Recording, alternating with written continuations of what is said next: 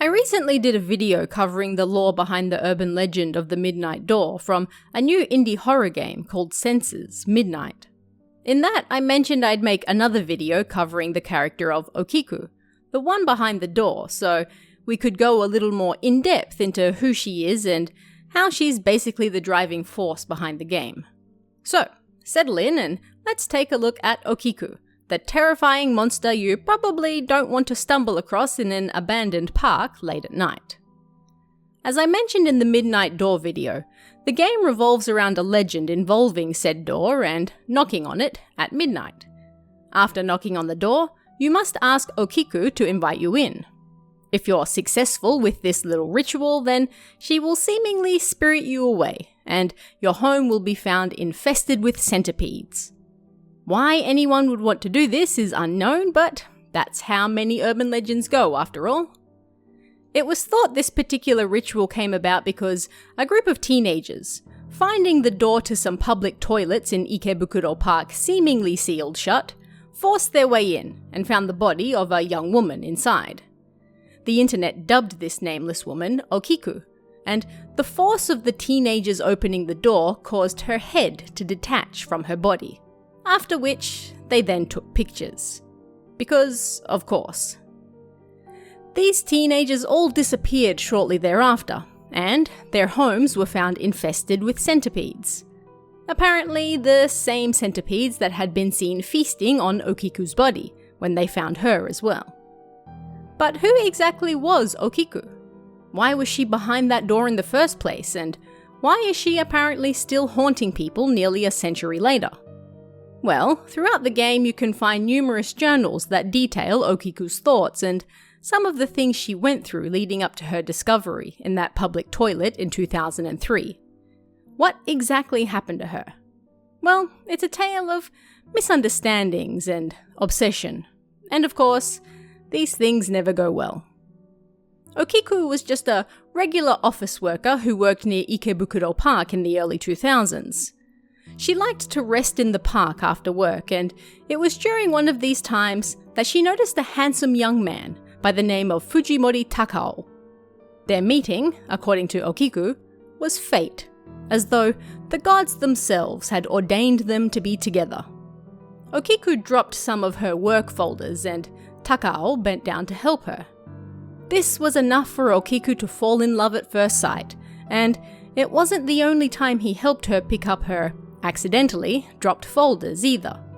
Whatever it took to spend some time with the man. At first, Takao treated this stranger rather kindly. He helped pick up her things whenever she dropped them, and he smiled gently at her. Unbeknownst to Takao, however, was that Okiku was deeply in love with him, and not necessarily of sane mind.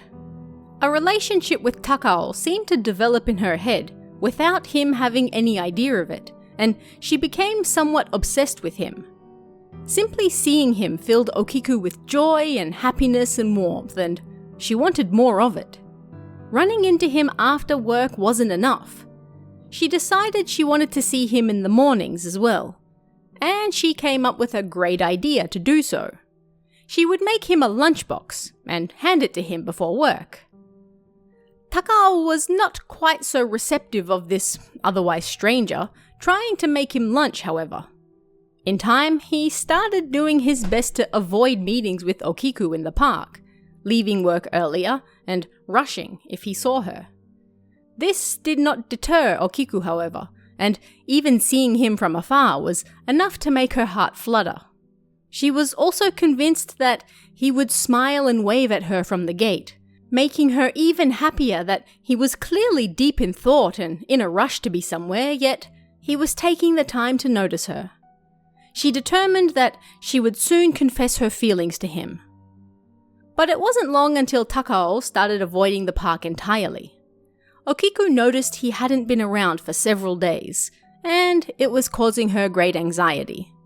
She planned to confess to him at the park, but if he was no longer going to show up at the park, then she would just have to go to his workplace or apartment and confess to him there.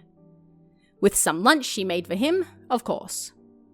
Okiku was quite certain that Takao returned her feelings, so this was all just a formality, really. Then they would live happily ever after, together forever. Yet it was not to be. Okiku noticed Takao walking with another woman, and although she initially tried to rationalize it as a co-worker, or maybe even a sister, she soon realized that wasn't true. Takao was involved with another woman, and in Okiku's mind, that was a massive betrayal. They loved each other, after all. How could he break her heart like that? This, it seemed, caused Okiku to melt down, and she threatened vengeance upon the man who had broke her heart so. Okiku's grudge grew and grew, and the very location she was in, Ikebukuro Park, fed upon it. Long ago, that park used to be something else, something more terrifying, and evil still lurked within it. Unable to bear it any longer, Okiku locked herself in the public toilets in the park and hung herself. Centipedes from the area then began to feast upon her body, and a terrifying monster was born. And when Kaho, the main protagonist from the game, attempts the midnight door ritual herself, she too finds herself being haunted by Okiku throughout the park, although whether you can escape or not is up to you. In the end, Okiku was a woman obsessed, a woman with dark, twisted desires who happened to be in the wrong place at the wrong time. She fell in love with a man who barely even knew who she was, and yet she was convinced that he loved her back. When she saw him with another woman, it all became too much to bear and she threatened revenge. Yet this snowballed into something far, far bigger, and like a somewhat symbiotic relationship, the evil festering in the land fed upon Okiku's rage, in turn making her stronger and more powerful as well. Powerful enough to make close to 50 people disappear over the decades and shut down the park entirely for fear of even more dying. Yet over time, the disappearances stopped, and people began to wonder if Okiku's angry spirit had finally moved on. Perhaps the shrine they reopened nearby and dedicated to her and the other missing souls had finally done its job. Except, of course, it hadn't, and by the start of the game, Okiku has once again returned with a vengeance. She spends much of the game chasing Kaho through the park after she attempts to open the door, and spoiler alert for the ending here, so if you haven't played yet and want to see for yourself what happens, well, then skip ahead now. But in the end, Okiku is finally exorcised and, after all these many, many long decades, able to move on.